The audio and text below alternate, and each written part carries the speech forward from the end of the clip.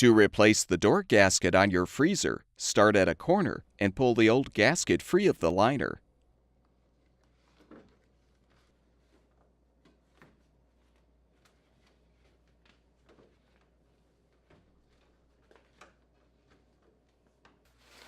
Before you install the new door gasket, you may need to lay it out on a flat, sturdy surface for up to 24 hours to help the gasket regain its original form.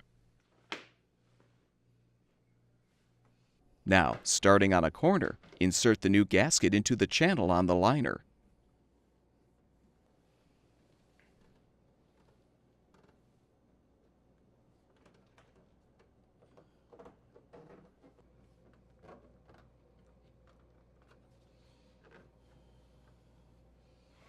Keep in mind, you can use a hairdryer set on low to help remove any kinks from the material to ensure that the freezer door seals properly.